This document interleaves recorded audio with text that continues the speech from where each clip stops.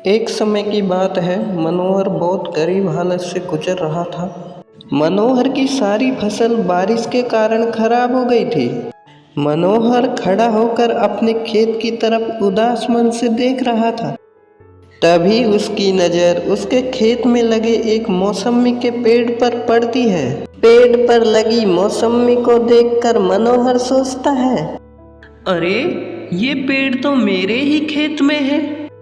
क्यों ना इस पेड़ में लगी मौसमी तोड़कर मैं बाजार में बेच दूं, जिससे मेरे घर का खर्चा भी चलता रहेगा। मनोहर मौसमी तोड़ने के लिए आगे बढ़ता है। तभी उसे पेड़ से आवाज आती है, रुको, तुम इस पेड़ के फल नहीं तोड़ सकते। मनोहर आवाज सुनकर बोलता है, यह आवाज किसकी है? कौन बोल रहा है? कौन मुझे रोक रहा है फल तोड़ने से? सामने आओ मेरे। मैं बोल रहा हूँ, मैं पेड़ ही हूँ जिसके फल तुम तोड़ना चाह रहे हो। पर तुम मुझे फल तोड़ने से क्यों रोक रहे हो? मैं एक जादुई पेड़ हूँ और मेरे ये फल परियों के लिए हैं, क्योंकि ये फल जादुई फल हैं। ठीक है, जैसी तुम्हारी इच्छा, अब मैं चलता हूँ। रुको, मैं तुम्हारी ईमानदारी से प्रसन्न हुआ।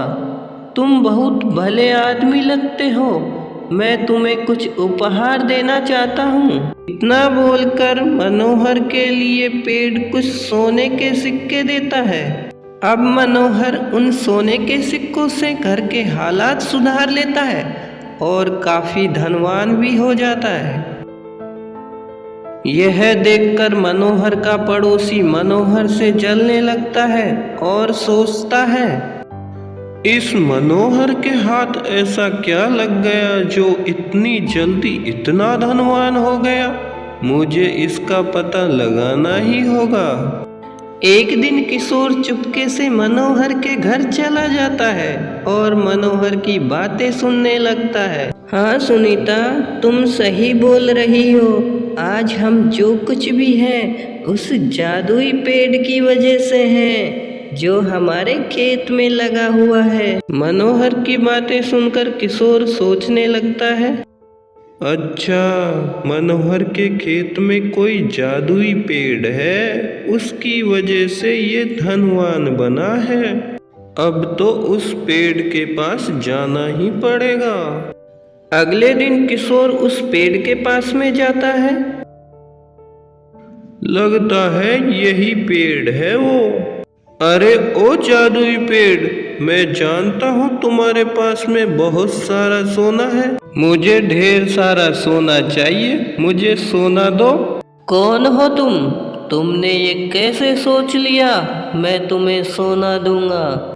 जादुई पेड़, तुमने मनोहर को सोना दिया है जिससे वो धनवान हो गया है। मुझे भी सोना दो, मैं भी धनवान बनना चाहता हूँ। मूर्ख, मैंने मनोहर को उसके व्यवहार के कारण सोना दिया था, पर तू एक लालची इंसान है। वो चाहे जो भी हो, पर तुम्हें मुझे सोना देना ही पड़ेगा, वरना मैं तुम्हें काट दूंगा। ठीक है, अगर तुम सोना पाने की जिद ही कर रहे हो तो मैं तुम्हारी इच्छा को जरूर पूरा कर देता हूँ।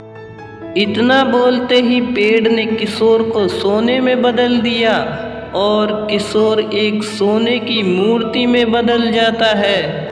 दोस्तों, इस कहानी से हमें शिक्षा मिलती है, ज़्यादा लालच करना खुद के लिए घातक सिद्ध हो सकता है।